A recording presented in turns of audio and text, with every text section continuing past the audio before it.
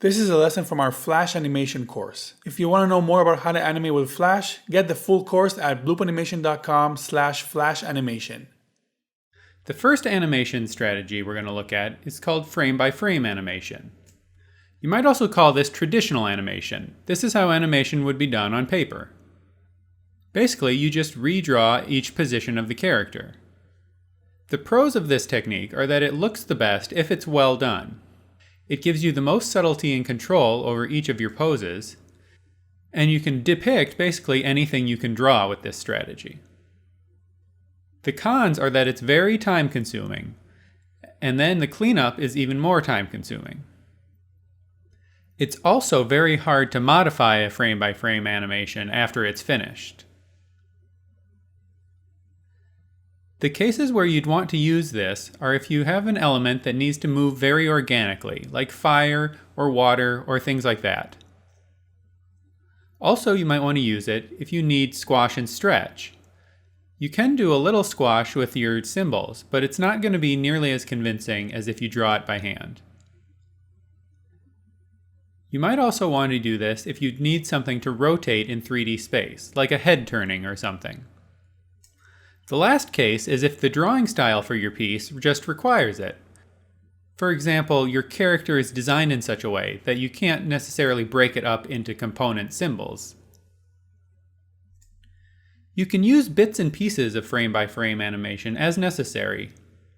It mixes and matches very well with the other techniques we're going to go over in the course of these videos. Let's look at an example of doing a typical walk cycle using frame-by-frame animation. If you're going to be animating frame by frame, you're probably going to start by doing a layer of rough animation first, and then going back to put in final artwork over top. This is basically the same as traditional animation on paper. Of course, working digitally, we have some benefits. Here I'm duplicating the drawing from my first keyframe and moving it over to the position for my next one. This lets me get the body and head in the right place. Then I just change the arms and legs so they're on the opposite side of the body.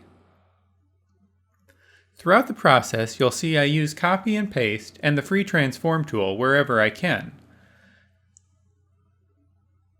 I'm going to copy my starting keyframe for the end because I want this animation to cycle seamlessly. Next I'll go in and put in the breakdown poses. These are the ones that come halfway between the key poses. I keep the onion skinning feature turned on so I can see my previous and next poses. Once that's done, I'll continue this process, putting in new poses halfway between each of my previous ones. These are called in-betweens.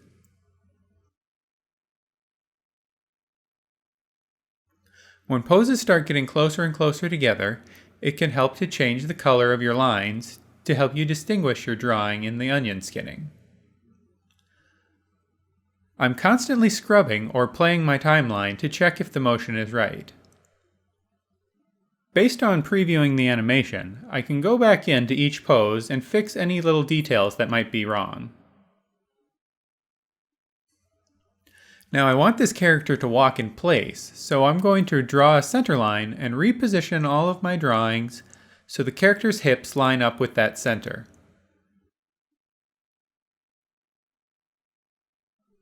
Then I'll preview my movie to check my walk cycle.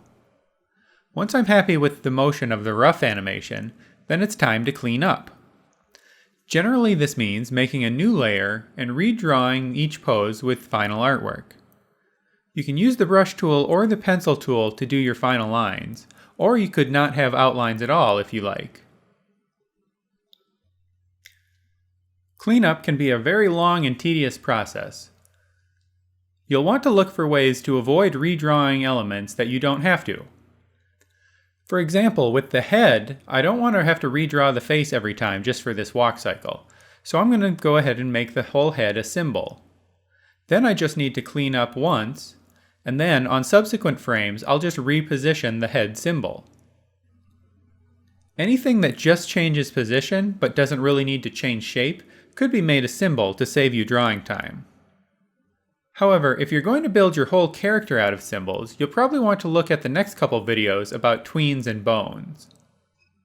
Let's go back to our shot and look at where we could use some frame-by-frame animation on our Valkyrie character. Let's look at how we can use some frame-by-frame animation in our Valkyrie shot. We can see from our animatic that her hair is going to be blowing in the breeze. That's a perfect case for some frame-by-frame animation. I'm going to go inside the symbol for the back hair and draw a looping animation of her hair flowing. We'll be able to use this loop throughout the rest of the scene.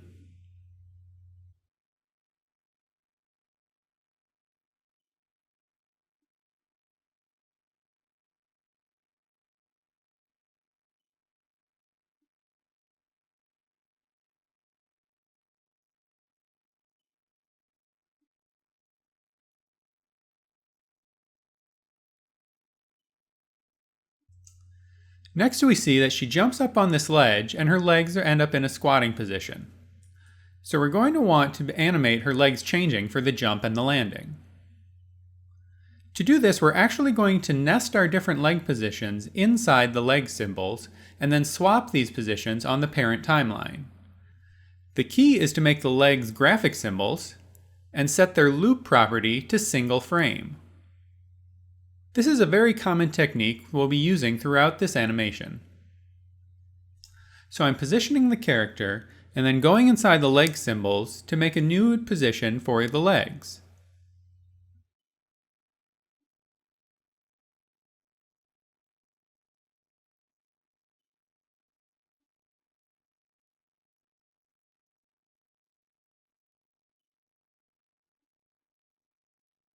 Then on the parent timeline, I'm setting those graphic symbols to the frame that's the correct position for the leg. By nesting my leg positions inside symbols, it lets me reuse them if the character is in a similar position later in the timeline.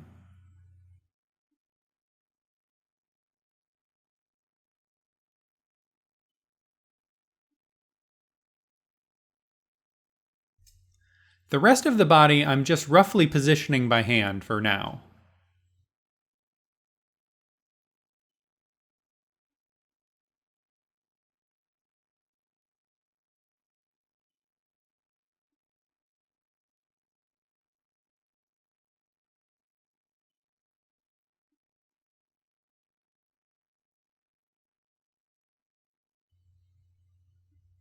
I'm also taking advantage of the fact that I can warp my leg symbols a little.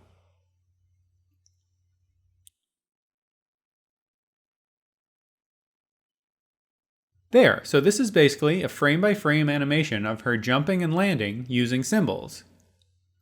Now we just need to fix her skirt. For the frames where her legs should be distorting the skirt, I'm actually going to right-click on it and choose Break Apart. This will turn it back into a plane shape, and it will let me warp the skirt into a new shape for each frame. To do this, I'm going to use the Envelope tool. I'll select my shape and go to Modify, Transform, Envelope.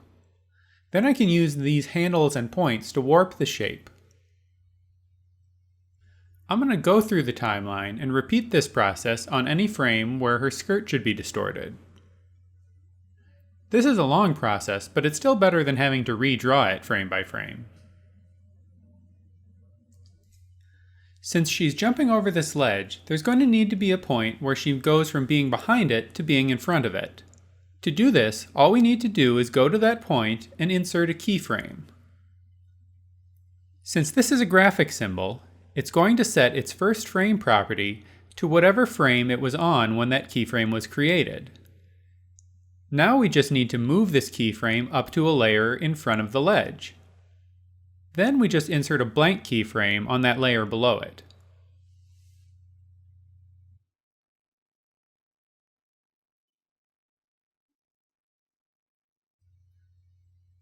The legs look good now, but we haven't paid much attention to the rest of the body. I want to use tweens for these other body parts. In the next video, we'll look at how we use tweens on a character for nice smooth animation.